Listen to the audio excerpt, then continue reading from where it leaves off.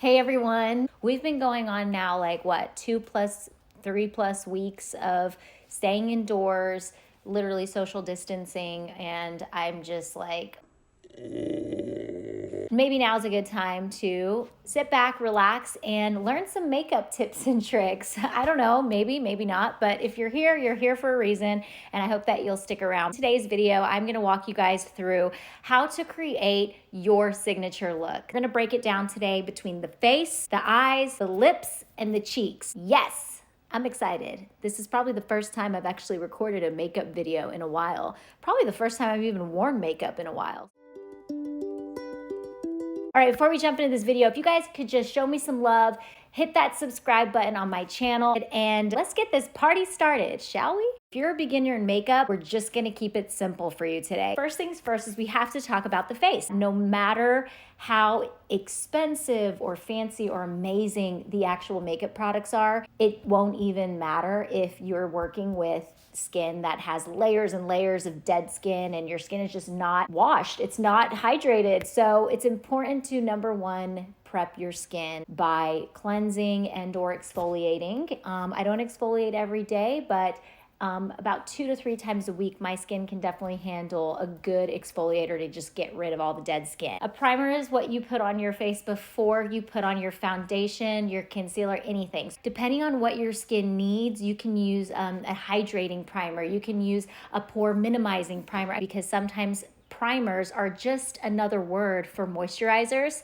So if you already have moisturized your skin after you've exfoliated, like I did today, you don't need the primer. So I'm gonna actually skip the primer, which is gonna save us an extra step. When it comes to foundation and matching your color, that's probably the hardest thing for beginners, right? Usually your neck and your chest don't get as much sun exposure as your face, so that's why they say that this is a good testing ground. After you have figured out your color, then you can obviously use that as your step. So you're gonna put on your foundation. Even if you're a beginner in makeup and foundation for you just seems a little too much, a little too heavy right now, I feel you. You can either go for a powder foundation like Bare Essentials, which is very light. You can even use a tinted moisturizer, which is what I'm gonna be using today. And this one is from Tarte Cosmetics. It's their Maracuja tinted moisturizer. I just like to apply it with clean hands and then blend it back in with like a beauty blender. And it's just great for days like today, in seasons like right now where we're kind of like in this quarantine,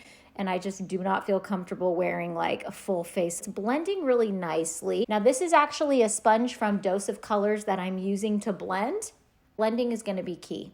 So just keep that in mind, that you don't want to get lazy with your blending. We're gonna also add some of that product to the neck area. You always want to bring your foundation or tinted moisturizer, you wanna bring it down so that it can blend together nicely with your face. The best place to do makeup, hands down, is with natural lighting.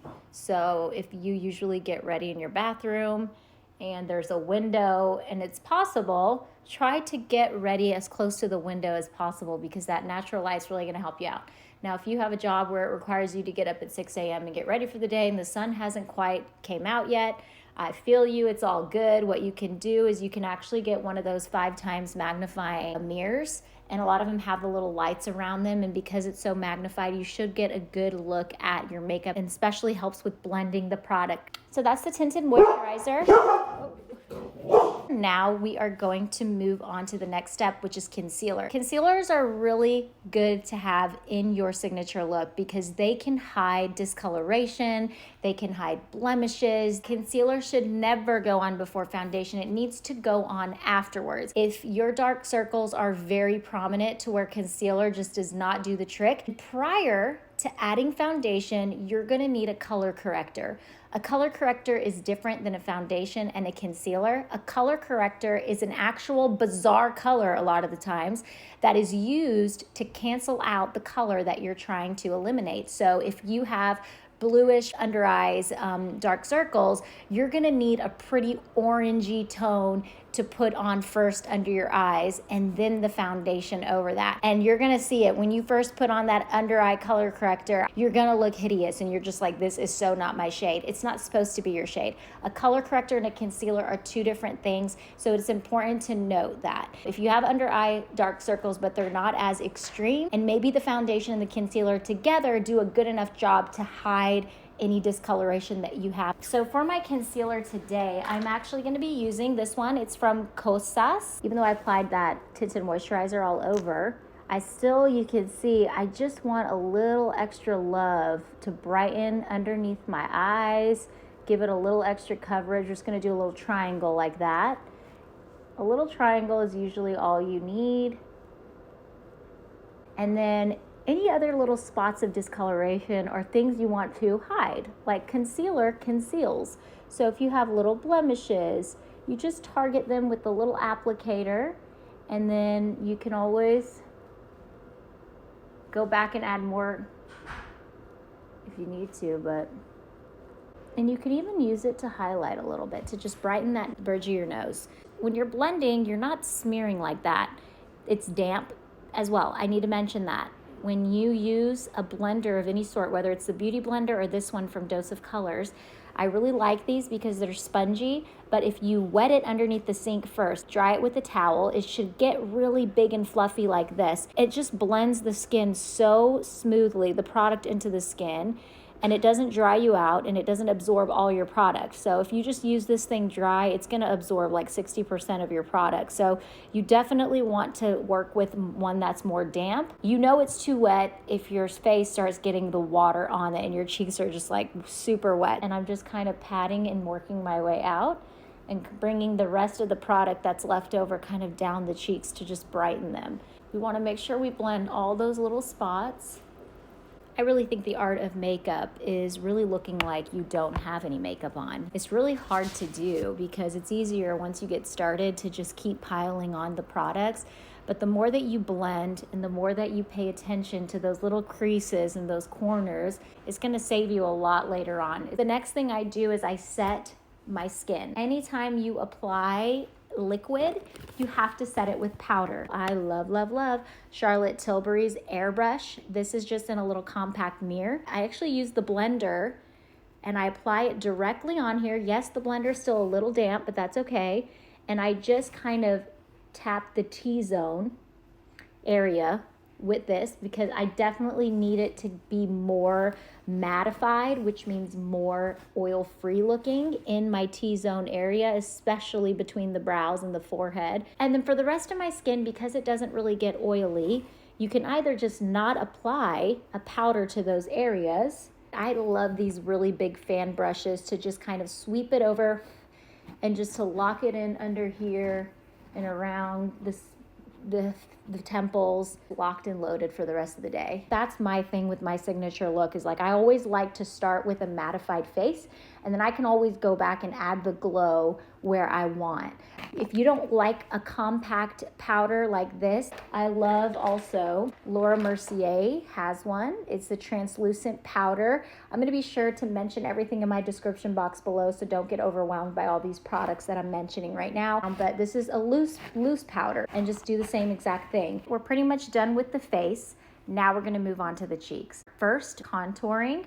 Now, when you think of contouring, you might think of like Kim Kardashian, where it's like a 10-step process to contour and highlight, and it takes forever. Plus, I feel like that's just a little bit extreme for everyday wear, especially during this time that we're all in right now. So a really practical, easy work contour look. I'm going to show you my technique. Grab a matte bronzer of your choice. Now, you don't need to get too hyped up off of brands. The most important thing that you're going to need is just knowing what your shade of bronzer is. Not going too light and not going too dark. Really finding that middle ground. You're going to want a matte bronzer to contour, meaning there's no shimmer in this product. So when it comes to your bronzer, it depends how extreme you really want to contour and how you want it to look. So I have two that I actually use. This one is from Rimmel London. It's more of a natural bronze. And then this one is the Fenty Beauty caramel one. And it's a little bit, it's darker. I just wanted to show you guys for color differences is that You're gonna get a darker, more contoured effect if you use a darker color. I will suggest two brushes. You could do a rough contour with a brush like this. It's more like a cheek brush from Sephora. And then this one here is from IT Cosmetics, and this one is more densely packed. So a densely packed brush like this is gonna give you more of a contoured effect. So I'm gonna just use both to show you guys the difference. I'm going to use the Fenty Beauty. You see that? That's just because this brush is so densely packed. I mean, that is a powder contour. For the other one, I'm gonna use the same product just to show you with the other brush.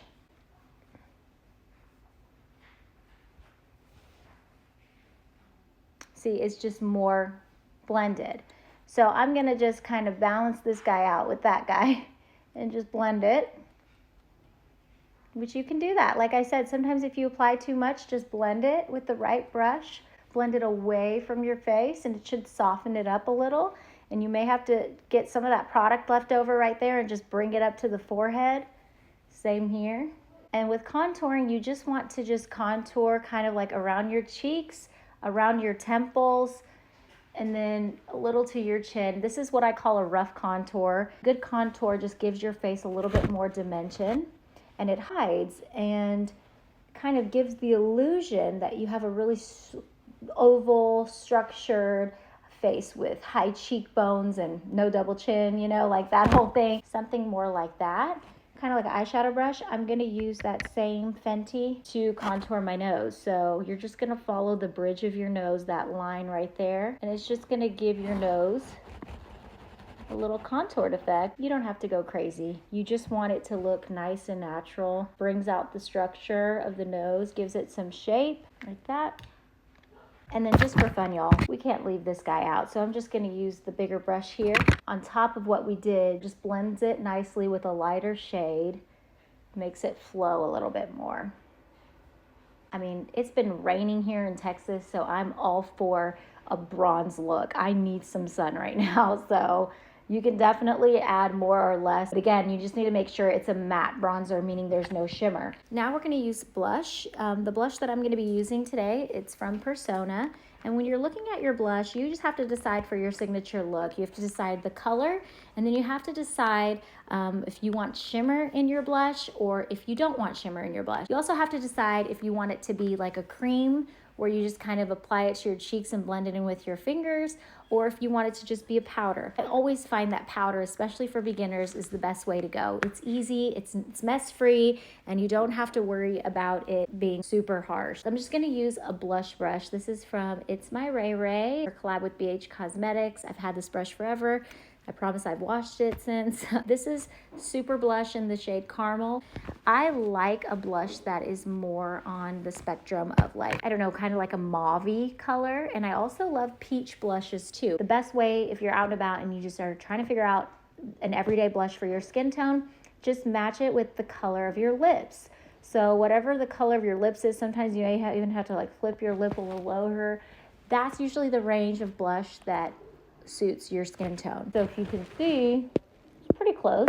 And when it comes to applying blush, kind of want to leave this, again, where we put the concealer, you want to leave that bright, and you just want to apply the blush kind of gently and lightly, just right there in that range. Don't want to do the whole cheek because it's going to take away from the contouring that we did, and it's just going to look too heavy and harsh. Like right at the end of where your pupil is right there, that's like a good marker, is just to line it up like that. And that's usually a good place to bring it. Now, a little trick is if you do feel like you applied too much, you can always go back in with your fan brush, just a very light brush, nothing that's too densely packed, and you just want to brush it over and it should soften it up. So makeup mistakes happen, especially as a beginner. You're gonna make mistakes, but that's okay. Before you feel like you have to start from scratch, remember that nowadays there's so many little helpful tools and gadgets that you have access to that you can help fix and heal any situation. So I have definitely had my fair share. So I always make sure that my skin is pretty mattified, and then at the very end, I kind of go back over it with an illuminator. An illuminator is what is going to give you the illusion that you have that flawless faux glow. You can do a powder illuminator, or if you want to invest in a makeup product that you genuinely will get so much out of, I would definitely say the Tom Ford Magave stick. It's 03 and it's dual-sided. One side is the illuminator, so that's the pretty, it's like a blush sparkly color. That's the tough thing with illuminators, is sometimes you might notice that's a little too poppin', like it's too bright, or it's too white, or it's too pink, or it's not gold enough. The texture of it is perfect, because even though I've already worked with mattified skin and now I'm going over it using like a creamier product, I know that sometimes that runs the risk of like, that's going to make your skin look super caked and weird in the texture, but I have not had that problem with this product. So when you're doing this, you just want to create a C shape. Same on this side, a little C, bring it up to the brow. And then I always add a little to my nose, just right there in my nose, not right here where my nostrils are, just right above.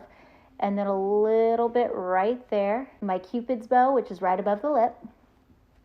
You definitely have to blend it in, and I just have not found the perfect brush for blending in this product. So I really do think your best friend is going to be your ring finger, because look, if you just gently blend it out in a way, in a circular motion, it's just starting to blend so evenly and nicely into the skin without getting rid of the blush or the bronzer that I've done. It's not taking away from that. It's just kind of highlighting and illuminating that in a very still subtle way. I always have a makeup towel handy too when I'm doing this, or a paper towel that's damp, just because as you're blending, it's nice to kind of wipe your hand, and when you start new sections, to just give it a clean blend. Make sure you're just almost gently patting it in too.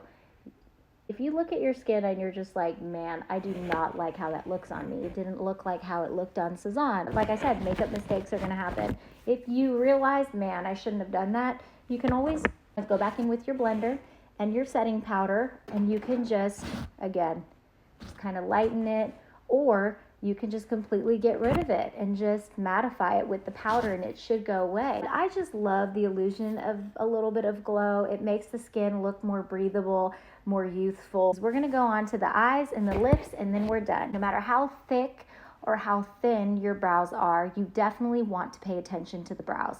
The brows are just like right there, right above your eyes. When you're talking to people, I mean, the brows are visible. So definitely for some of you, you may just need to give it a good little brush with like these dual-sided brow pencils are amazing. This one is from L'Oreal. It's the Brow Stylist Definer, and this is the dark brunette one. And I always like to just start by cleaning the brows up a little bit, because we've got some product from the other stuff on there. So I'll like wipe them clean and make sure that they look nice and evenly brushed. With the other side of that, and just gently, like I'm talking gently, a little goes a long way. When it comes to my brows, as you can see, I'm trying to like grow this out right here. It's kind of annoying me, this little arch. So I've been wanting to just round up here a little bit, like round it out. So I'll do that with this brow pencil, and then I'll fill in the ends like that. A little bit goes a long way. Same with the other side. I have this little missing patch of hair here. So I just want to gently fill it in. That's really all it is when it comes to brows, is filling in the gap. If you can avoid touching your brows, they will thank you later for it. Just give them the time to breathe and to do their own thing. Some of you are going, oh, I cannot imagine not cleaning up my brows. But I would say clean the middle up, right? But then just kind of let it do its thing. And, you know, with makeup and, you know, being able to use your concealer and all that, it should cover up some of those fine hairs that sometimes we only see. But for the most part, if you really want to grow your brows out, you have to really just invest in giving it the time to breathe. So I'm going to give it a good little final brush here. And that's all I did. It's just, for me, I just needed a little touch up. Sometimes I have to kind of trim this because it gets wild.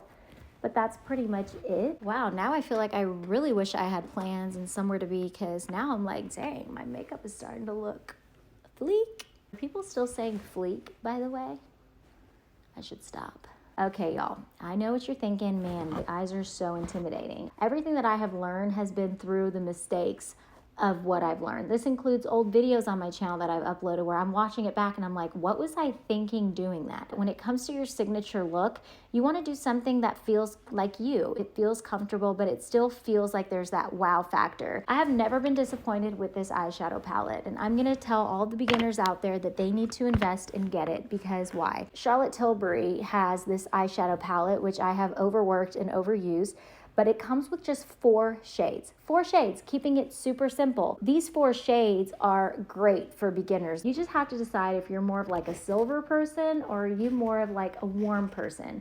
My signature look, always I have a coppery brown gold eye over a silvery cool toned colored eye. I definitely knew that the Dolce Vita palette was for me. This is what it's called, the Dolce Vita palette, but Charlotte Tilbury has so many other shades, so you'll have to look online and kind of see which one is your vibe. I'm just gonna go back in with my bronzer, the Rimmel one, with an eyeshadow brush just like this. I'm only gonna use this one brush, by the way, to create this look, because for most people, including myself, you don't have time to grab a million brushes. You just want to make it work with what you got. Eyes, you can kind of see where that line right there is. That's your crease. You're going to want to just run it over like a rainbow right there with your bronzer, your matte bronzer. And in a way, we are contouring the eye. If you're wondering what brush this is from Tom Ford. I'm even going to get in here and kind of contour that up a little. To bring that bronzer right back down underneath the eyelid as well. This is just going to give your eyes a little bit more definition, more attention, okay? And then I can go back to the Charlotte Tilbury palette. Use my finger, actually, my ring finger right there and that tear duct. I'm just gonna start by brightening that area. You can even use that little Tom Ford stick I used to illuminate. It's just gonna awaken and brighten the eye up. I'm gonna grab this pretty copper tone. It's the enhancer, and I'm just gonna apply that to the end corner. You can bring it to like the outer corner just a little bit. And then my favorite part, you see this right here? This is the pop. It is just the prettiest brown. So right in the center, I'm just pressing it onto the eyelid. You know, I actually used this on my wedding day. That was the first time the makeup artist, my friend Lindsay, she used it on me, and I instantly fell in love with this palette. Moving on to my eyeliner, I would just say that if you are somebody who is, yes, I can't live without eyeliner, great. You know it's gonna be part of your signature look. Now, when it comes to eyeliner, there's so many things you can do. A liquid liner and do a cat eye. A gel liner, similar to this one that I'm gonna be using from Tom Ford, and you can use it to just create a subtle line, either on the top lid or the bottom or both. What I always do is I just have loved to lift up my eyelid.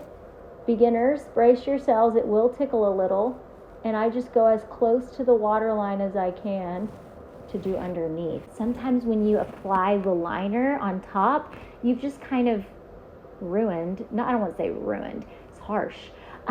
You've just kind of taken away from the beautiful shimmer. My eyelids aren't huge, so for me, I definitely have to be careful and smart with how much liner I'm going to put on it. And if you want to come in, what this also does is it gets rid of that like annoying white line that you see sometimes after you lift up your eyelashes and put mascara. It's like that white line from your waterline. I don't mind the bottom one showing, but the top for some reason just kind of like bothers me. This just makes your natural lashes look thicker, so you won't need fake lashes. A lash curler really does make a huge difference. You want to get close to the lash line, but you want it to feel pretty comfortable.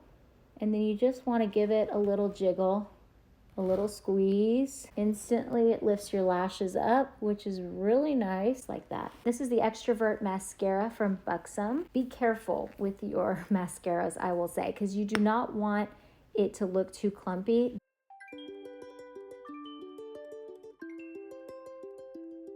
In the event you get mascara fallout on your upper line, don't panic. You see that brow pencil that we used with the brush? Go back in and just brush it with that. That's gonna get it off. Even if you got some on the bottom, that should completely get rid of it. And even if you need to go directly to the lash itself and get rid of some clumps, you can do that with a brush like this. Man, guys, we are almost done here. Yay! All right, this is the fun part, okay? The lips. You definitely want to go for a lip that you're comfortable with, one that suits your skin tone. But when it comes to the variety of color ranges, you can play in so many different families. Are you somebody who likes just a nude, practical, everyday lip with a little gloss over it? If so, that's my thing. It's from MAC Spice. It's the Spice. This is a color that I find very universal, and it is a favorite. And it's a great place to start. I always like to kind of blend it a little bit.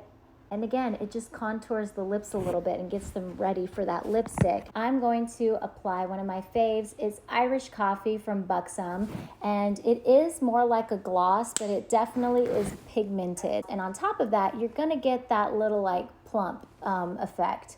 So I love it. It's nude. And it lasts a while, so it's not just gonna fade in like 2 minutes. Very pretty subtle nude. And with the MAC Spice around it, it just kind of gives it a little bit more of like a pinky, bold effect. So together, those two things just look really nice together. Yeah, well, this is it, guys. This was my signature look, and I hope that you were able to pick up so many tips and tricks along the way. If you really enjoyed it, please subscribe to my channel. I greatly appreciate it, and I'm gonna be sure to include more beginners makeup videos below in the description, as well as all the products I used in a little recap of this video. Thank you guys so much for watching, and until next time, mwah, mwah. Bye, guys.